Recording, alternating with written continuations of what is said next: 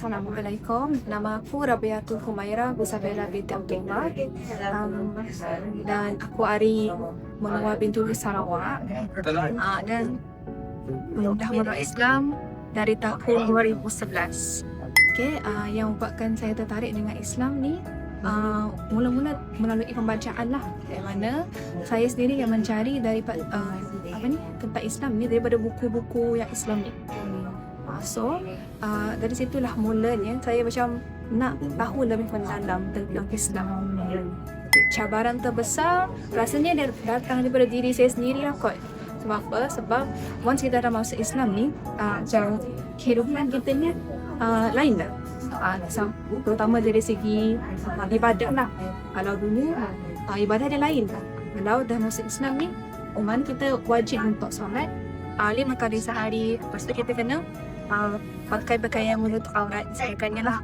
Perubahan yang paling besar sekali yang saya alami adalah saya dah tahu dah macam apa tujuan saya hidup. Saya rasa benda yang paling bernilai lah yang menjadi kekuatan saya untuk berada di tahap ini sekarang.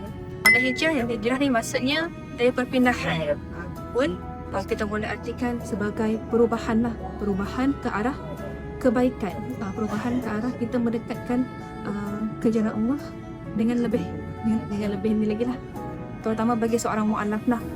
Mana penghijrahan ni dia satu benda yang sangat meaningful. Sebab apa? Once kita dah masuk Islam, jadi hijrah tu bukanlah semata-mata kita mengucapkan 2 kalimah syahadah, tapi hijrah tu maknanya kita ubah seluruh kehidupan kita ubah seluruh matlamat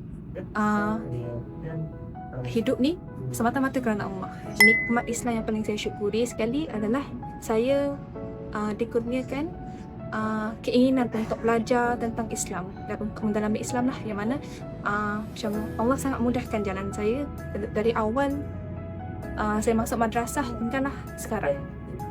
Pesanan saya buat non-Muslim, jangan malu untuk bertanya tentang Islam. Sebab sebenarnya kita orang yang Islam ni lebih suka bila non-Muslim ni datang bertanya pada kita.